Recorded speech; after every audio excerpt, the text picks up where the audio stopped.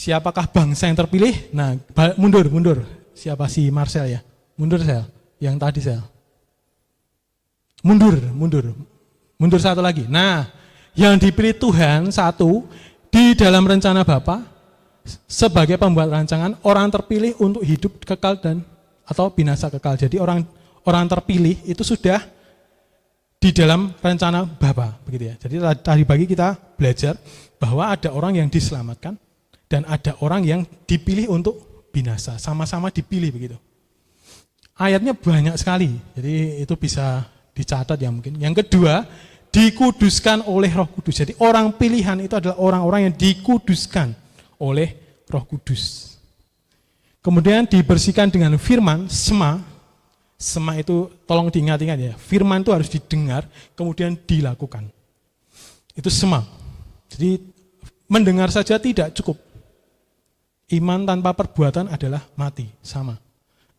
Kemudian yang tiga, supaya taat kepada Yesus Kristus. Nah itu di mana? Di 1 Petrus 1 ayat 1-2. Silakan dibuka. Jadi Bapak Ibu Saudara, surat ini sebenarnya ditulis oleh seorang Petrus. Petrus itu rasul bagi orang-orang Yahudi. Jadi di 1 Petrus 2 ayat 9 tadi, itu yang dimaksud adalah orang-orang Yahudi.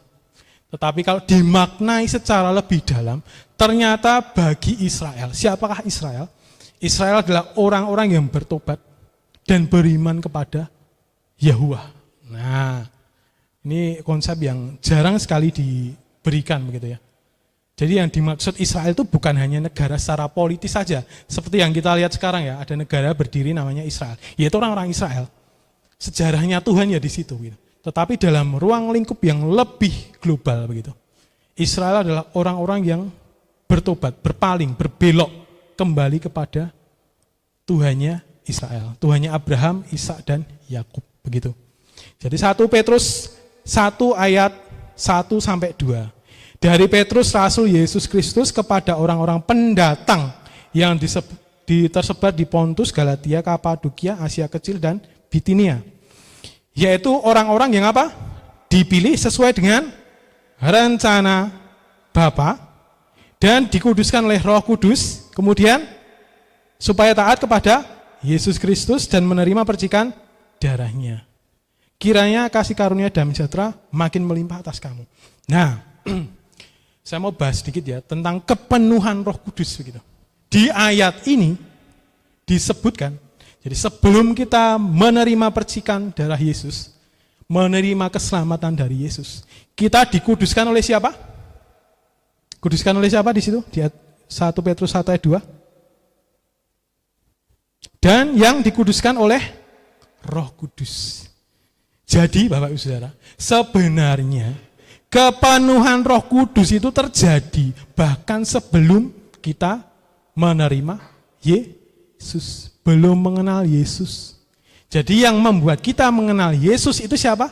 Roh Kudus. Ingat ya, Roh Kudus itu menginsafkan kita akan dosa. Jadi sebelum tahu tuh namanya Yesus adalah Tuhan dan Juru Selamat, itu yang membuat kita berpikir ke sana siapa? Ya Roh Kudus. Bukan diri kita sendiri.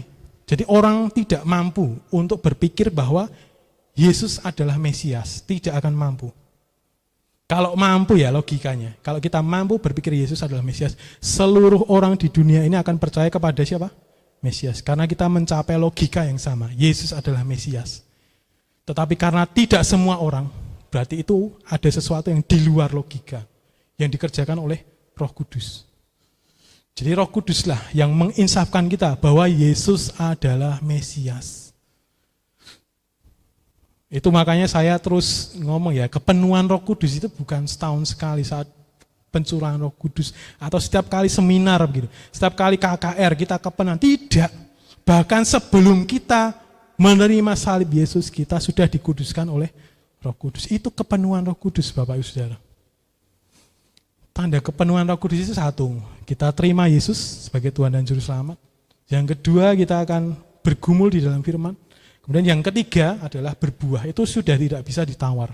Itu kepenuhan Roh Kudus. Jadi bukan saya punya karunia roh nih, ini berarti saya kebenaran, tidak gitu.